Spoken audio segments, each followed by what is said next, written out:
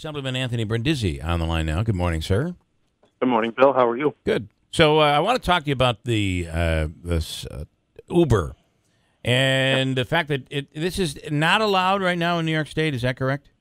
It is allowed in New York City, which is kind of crazy because they have some different laws down there that apply to taxis and things like that. So you can use ride sharing, you can use Uber, you can use Lyft in New York City, but unfortunately upstate New York it's not available, and we're I think one of two states left that don't have this available. I got to tell you, the craziest thing is New York City, where New York City is probably the most taxi accessible and public transportation accessible city in America, or and maybe in the world. I mean, you can always get a taxi in New York, but almost always, unless it rains, and then you can't find a taxi, you can't find an umbrella.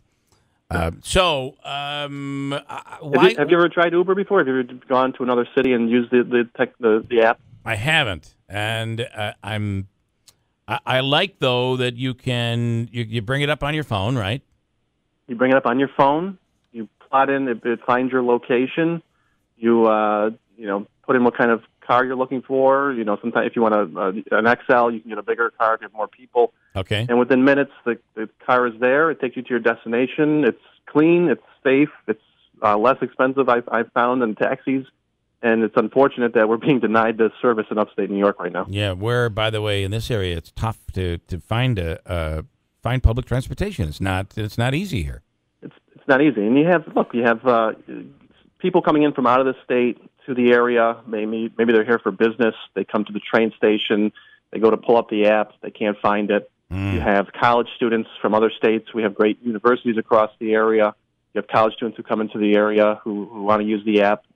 They can't use it. So just to have another transportation option in addition to taxis would be great. And look, it's going to cut down on drunk driving and other kinds of things that are detrimental to our society. Yeah. A couple things. One is, what is it, a law that says we can't have Uber up here? It's a quirk in the insurance law that says that it really doesn't recognize this type of technology right now. So what we have to do is we have to pass a law allowing them to purchase insurance in New York State, and then they can operate. They were operating a few years ago. I think it was Lyft.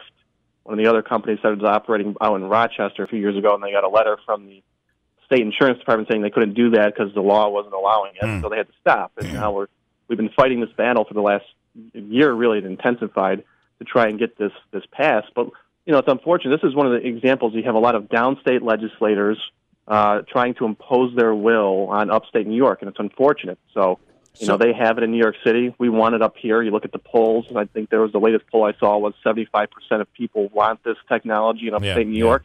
And we're not able to use it right now, which is unfortunate. So, and let me ask you this, because this is basically, it's been pitched anyway as like you're your own boss. You're driving your own vehicle, you're your own boss. So with Uber and Lyft, is there a certification? In other words, if someone's a sex offender or a convict of some kind, can they just sign up and say, hey, I'll give people a ride on a Saturday night when they're intoxicated or whatever? What type of safety measures are in place for something like this? Well, Uber and Lyft do their own background checks and things on people before they become drivers. The beauty about this law is if a municipality like Utica or Rome want to allow them to operate within their jurisdiction, they could go above and beyond what the state law requires. So if they want fingerprinting or something else, they can do that. But they do extensive background checks already on people before they become drivers, and that's part of the process of becoming a driver. You have to do all this stuff and submit to it. And then you're certified as an Uber driver, and you can start operating. One of the That's the other thing that people don't realize. It's not only the passengers that are going to be getting a benefit by having this service. It's people who are looking for some part-time employment, some extra income, who want to become Uber drivers. It's very convenient. You make your own schedule, and it's certainly a good way to earn some extra dollars. I got to tell you, it is so tough to get a cab here, and by the way, unbelievably expensive. Yes. When you want to travel from point A to point B here, you're going to spend $10, $15, $20 in some cases to get a cab, and the reliability is an issue.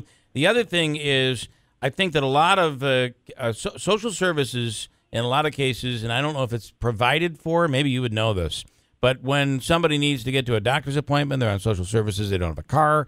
They're the big users of taxi services in the area. Absolutely. Take a look outside of some doctor offices or hospitals. You see the taxis all the time because Medicaid does reimburse if you don't have a vehicle to get back and forth to the hospital. So, look, not to pick on the taxi industry, and I know there's a lot of people that are in the taxi industry and do great work. There's some great companies out there that do it. But there is a lack of options in our area for taxi service. Some of the services aren't the best. They're not clean. They're certainly not reliable. So I think having this service in the area will certainly raise the game of everybody, creates more competition, and hopefully makes the taxi industry better and more competitive as well. And the other thing that is interesting about the Uber, and correct me if I'm wrong, the Uber app, like when you go on eBay and you want to purchase from somebody, you can look up there and there's a rating. This person has made 500 purchases and they have a 99.9% rating. Correct. That I don't buy from somebody if they don't have a strong rating like that, because you fear the same thing. I'm assuming the same thing is here with Uber. Absolutely. The driver is rated and the passenger is rated. So as a passenger, I can rate the driver. I can rate whether the car was clean, whether the driver was safe, courteous, all those types of things. And then you'll see the number of stars or whatever that the driver has. The same is true for the passengers. If you're a bad passenger, you're a drunk, you get in the car at 2 a.m. in the morning, you throw open the guy's car, you're going to be rated as a bad passenger. So the driver doesn't have to pick you up if they see that you're a problem passenger. Which, look, that's I think it's good because you have some assurances that you're getting into a safe, clean vehicle, and on the driver's side, you're protected because you can see if this person's had a history of causing problems in vehicles, and you could be banned from using the service if you're a real problem. So how? Do you see this happening in this upcoming session? I hope so. I think there's a lot of interest that the taxi industry in New York City and their unions have been very against this happening. They feel that they don't want the extra competition. They already have the competition in New York City, but they're upset about that. So they're trying to impose their will and trying to stop it from spreading in other parts of the state. And look, this is something that we've been asking for here in upstate New York. We should have it here. And it makes me very upset that you have some downstate legislators trying to stop this thing from happening. But it's going to happen, and people just have to get on board, make sure it's done correctly and safely, and we'll move forward with the technology. I think it looks backward for us here in upstate New York that we don't have this service right now. Here is Jack with a question for you. Jack, you're on with Assemblyman Brindisi. Mr. Brindisi, real quick, two quick things.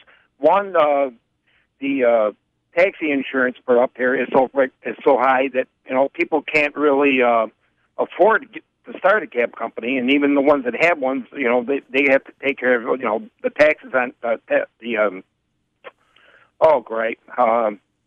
the insurance. They got to pay high rates for insurance. Sure. All right, and also I work for a company where we provide transportation from 4 counties: Madison, Oneida, Herkimer, and Onondaga. Yeah. And we don't get hardly, we get people on the bus, but our regulars, but we don't get a lot of people, different people. And there's other transportations out there, city transportations, and I see half these buses that are empty coming in and out. The people aren't using it. I see them walking the streets. But don't you, I'll let you answer that, Anthony, but at the same time, I do feel that if you're going to grow the economy and grow it with jobs, with new employees coming in, if this nanotech does take off, and I know the answer is it's going to, but when it does, you're going to need these services. But go ahead and respond to that. Well, a couple things with the insurance. The minimum amount of money you have to carry on a taxi right now in upstate New York is a $25,000 policy. So if someone's injured during the drive, the most they can claim from that taxi company, if they're at fault, is $25,000. Now, Uber and Lyft, under the legislation that was being proposed last year, would have to provide double that in most cases, and sometimes 6 times that amount. It was getting so crazy that, some in the Assembly wanted them to provide almost $1 million worth of coverage, which is way more than any taxi service has to provide in upstate New York. So it wasn't really a level playing field, and what many people are proposing is the Senate passed this bill last year, and I agree with it. It was double what the insurance companies have to provide for a taxi company. So I thought that was very fair. And there is a lack of transportation options. The Centro first of all, one of the problems with the bus service is it doesn't go to a lot of areas in the county that people work, and you have very unreliable schedule. So you don't run on Sunday. You don't go into Herkimer County. So if you want to take a job at the Frankfurt Business Park, you don't have a car. You have to. The bus doesn't provide transportation there because Central doesn't go into Herkimer County. So there's a lot of issues with the buses. Anyways, there is very high ridership on the buses. If you actually look at the statistics, there's very high ridership for what we do have. But we could do even better and try and provide more schedules and better routes for some of the buses. But again, that takes money, and that's a big part of it. All right, Jack, does that answer? Yeah, but real quick, the count of people, like on my run, for us to have us run, I believe our company, to have our bus run on a Sunday, we would have to have a numerous people taking the buses, even to go into Herkimer County, which we do during the weekdays and Saturdays. But what I'm big on is that I don't know, my car insurance company couldn't even tell me about Uber or what it was going. The only thing they said is if I had an accident, there's a good chance I could get dropped from my insurance company. Are you a bus driver? Do you drive for Bernie or yes? Yes. Okay. So, but also you were interested in maybe the Uber. I used to drive cab and roam. Oh, okay, got it. I drove for all I drove for Browns, Fort Stanwicks. I mean, I've been with all of them, and I feel for these people. Okay, all right, Jack. I appreciate it. Thank you very much. And another question, Mario, with a question for Assemblyman Brindisi. Go ahead. Hey, I had a question for you there, Mr. Brindisi. I don't understand why we're talking about a new pandering subject when we really need to be talking about the nano and the failure for you guys to bring all these jobs and all the corruption and the arrest.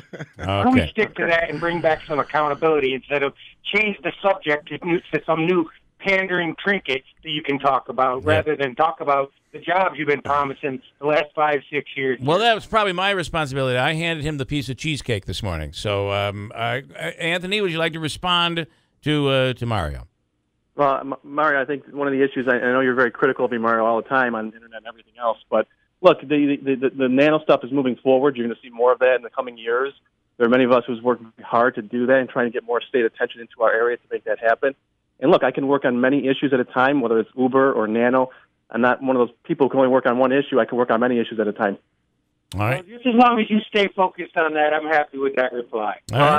Believe me, that's probably the biggest part about my job. And if you want, I can come out and talk to you about it every day.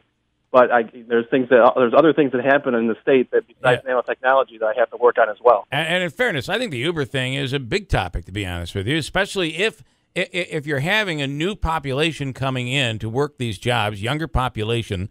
They expect this service here, and you come here and it's not available. I think it's an upstate New York issue, no doubt about it. It is an upstate New York issue, and we're being dictated by downstate will right now. So what we're trying to do is prevent that from happening, so we can have the service up here, so the people who like to use this kind of service can have it. All right, Mario. Happy birthday, Bill! And remember, we just want to bring accountability back here. We're just not seeing it. Got it. All right.